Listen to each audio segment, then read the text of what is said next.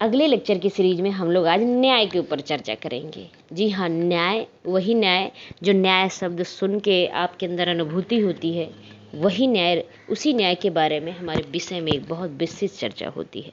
क्योंकि आप जानते हैं कि आपके विषय में एक बहुत ही खास संस्था का निर्माण लॉक जैसे विचारकों ने कराया, जिसमें से उन्होंने उस संस्था को बाकी दोनों संस्थाओं से दूरी बना के रखा, जिसे आप न्यायपालिका कहते हैं, जहाँ से आपको आपके व्यक्ति होने का अधिकार मिलता है, यानी जहाँ से आपको आपके संरक्षण के लिए आपको न्याय मिलता है।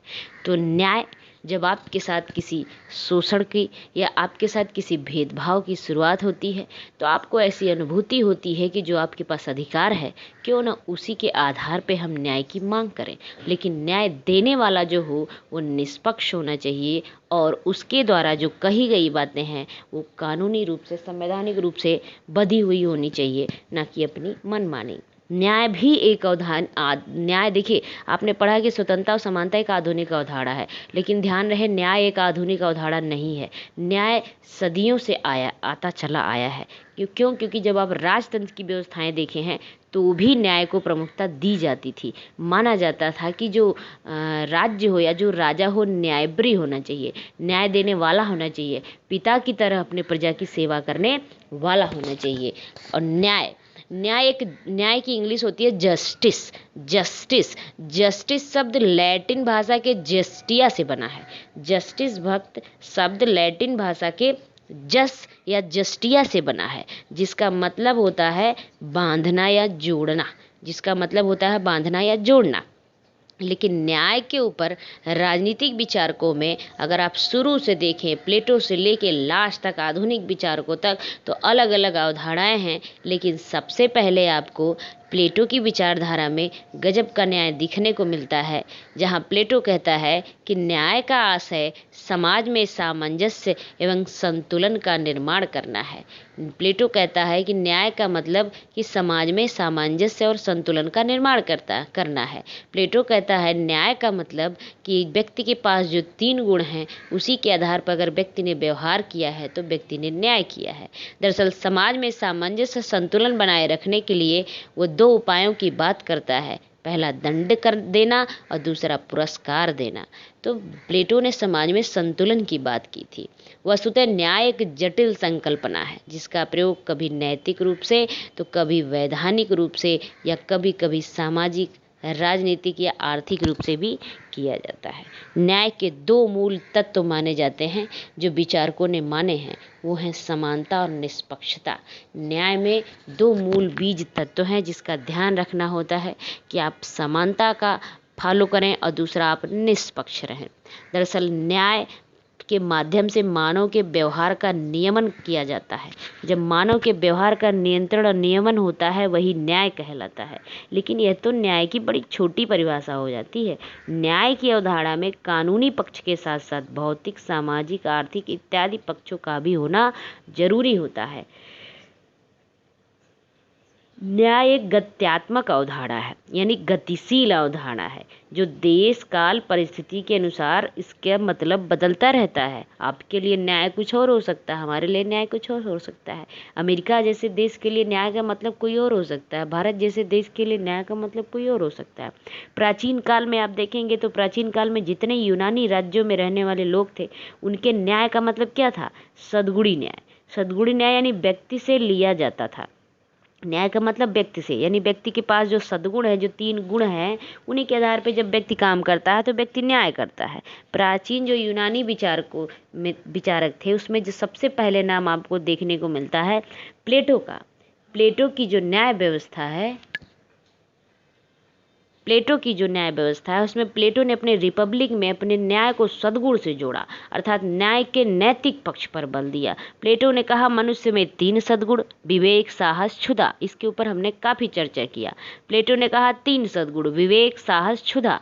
जिस व्यक्ति में विवेक की प्रधानता हो उसे राजा बनना चाहिए। जिसमें साहस की प्रधानता हो उसे सैनिक, और जिसमें क्षुधा की यानी लालच की वो किसान व्यापारी या बने।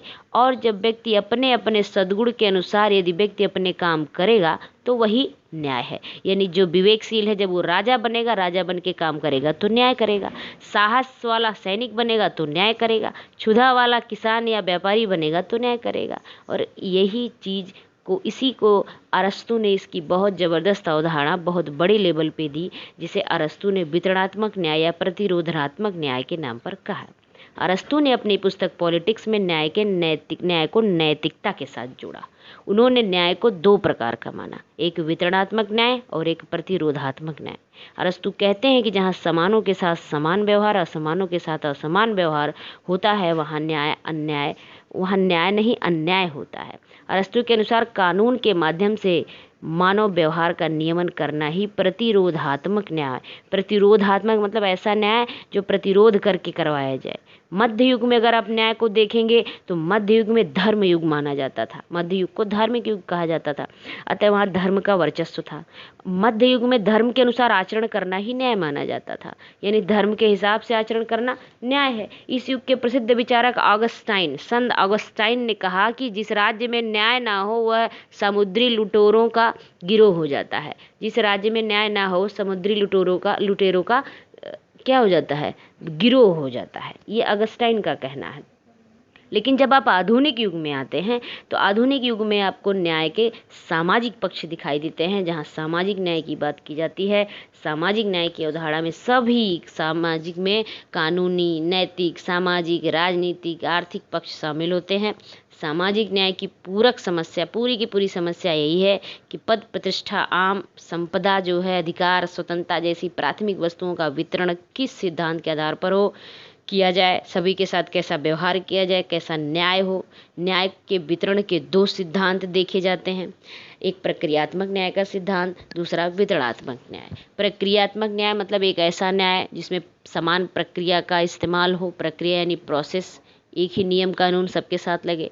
दूसरा वितरणात्मक न्याय, न्याय ऐसा ना हो कि पता चले जो गरीब है उसको भी मतलब गरीब जो है वो भी जाए वकील 50,000 में करे और जो अमीर है वो भी 50,000 में वकील बढ़िया खोजे, तो दोनों में ऐसे न्याय नहीं हो पाएगा।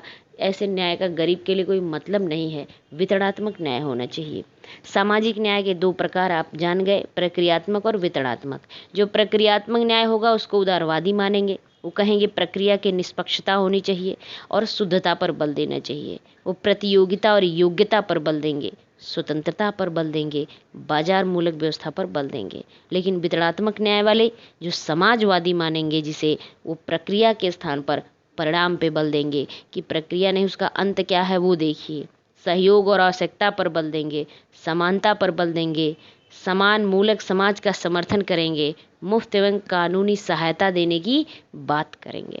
तो इस तरह सामाजिक न्याय के दो पक्ष हो जाते हैं। सामाजिक न्याय में अगर आप दोनों को मिला के देखें तो प्रक्रियात्मक न्याय के सिद्धांत में वितरण की प्रक्रिया ही भी निष्पक्षता पर जोर दिया जाता है। प्रक्रिया शुद्ध और निष्पक्ष हो तथा अंत में किसको कितना और क्या मिलता है देखने वाली चीज़ नहीं होगी। यदि मान लीजिए सपोज कि अभी आपकी जो वैकेंसी है टीजीटी, पीजीटी या एलटी के पद की, इसके वितरण करने के लिए निष्पक्ष प्रतियोगिता का आयोजन किया जाता है। तो क्या ये जो कंपटीशन परीक्षा के परिणाम स्वरूप यदि किसी को पद नहीं मिलता है तो वो शिकायत नहीं कर सकता कि उसके साथ अन्याय हुआ है। इस तरह प्रक्रियात्मक न्याय का जो सिद्धांत है, मतलब अगर आपने एग्ज़ाम दिया, फॉर्म भरे सेम तरीके से और आप नहीं सफल हुए, तो अब आप शिकायत नहीं कर सकते कि हमारे साथ गलत प्रक्रिया का इस्तेमाल हुआ है। क्यों? क्योंकि उसी प्रक्रिया के माध्यम से आप जैसे लोगों का हुआ है, तो समान प्रक्रिया फॉलो की गई है। इस तरह प्रक्रियात्मक न्याय का सिद्धांत प्रतियोगिता आधारित यानी स्वतंत्र विनिमय व्यवस्था या बाजार व्यवस्था का समर्थन करता है। इस व्यवस्था में योग्यता या प्रतियोगिता आधारित वितरण पर बल दिया जाता है। प्रतियोगिता, जो जितना योग्य होगा, जितना योगदान देगा, उसे उतना ही पाने का हक भी होगा। यानी कुल मिलाकर ये सिद्धांत सर्वोत्तम की उत्तरजीविता की तरफ ले जाता है। जो सबसे सर्वोच्च होगा, सर्वोत्तम होगा, लोगों से बेहतर होगा, उत्तरजीविता उसी को मिलेगी। वर्तमान में अगर वैश्वीकरण में देखा जाए तो वो भी इसी तरफ है। गरीब वंचितों की बात ना करके डरने मतलब गरीबों वंचितों की बात ना करके जो सर्वोत्तम है वही आगे जाए की बात करेगा, और सामाजिक न्याय का सिद्धांत जिसे नहीं कहा जा सकता। ठीक है, तो इस तरह सामाजिक न्याय के सिद्धांत में आपने देखा कि कैसे कंपटीशन की बात होती है, प्रक्रिया के नाम पे कोई व्यवस्था नहीं की जाती। प्रक्रिया अपनाइए, आपको सफलता मिल जाए तो ठीक, वरना किसी और को मिल जाएगी। ठीक है, लेकिन उसमें ज्यों ही आप आरक्षण की व्यवस्था पाते हैं कि ये ओबीसी का फार्म का इतना पैसा, जनरल के फार्म का इतना पैसा, ओबीसी की इतनी कट ऑफ, जनरल का इतना कट ऑफ, तो आप देखते हैं कि प्रक्रिया के साथ साथ आपके साथ वितरणात्मक न्याय की भी व्यवस्था हो जाती है। वितरणात्मक न्याय के सिद्धांत के अंतर्गत यह देखा जाता है कि वितरण के फलस्वरूप लोगों के साथ न्याय हुआ है कि नहीं। यही कारण है कि वितरण न्याय का सिद्धांत योग्यता आधारित वितरण के स्थान पर आवश्यकता के आधार पर होता है। प्रक्रियात्मक न्याय योग्यता के आधार पर, वितरणात्मक न्याय जरूरत या आवश्यकता के आधार पर बल देता है। अर्थात जिसकी जितनी अधिक आवश्यकता हो उसे उतना अधिक न्याय मिले। अर्थात वितरण न्याय का सिद्धांत नीचे लोगों को ऊपर उठाने की प्रतिज्ञा लेकर चलता है। वंचितों, गरीबों, असहायों, दलितों को न्याय दिलाने की बात करता है, जिससे कि समानता मूलक समाज की स्थापना हो सके। जिसमें से मार्क्स के अनुसार, मार्क्स ने वैज्ञानिक समाजवाद के अंतर्गत कहा था ना कि हर एक को योग्यता के अनुसार काम मिले और उसकी आवश्यकता के अनुसार दाम मिले। हर एक को योग्यता के अनुसार काम मिले, उसकी आवश्यकता के अनुसार दाम मिले। तो जी हाँ दोस्तों, ये मार्क्स का कथन है। इस तरह मार्क्सवाद आवश्यकता आधारित वितरण की बात करके सामाजिक न्याय का समर्थन करके वितरणात्मक न्याय की बात कर देता है। अब हम लोग न्याय के विभिन्न आयामों पे न्याय के अगले ऑडियो में चर्चा करेंगे। तो धन्यवाद।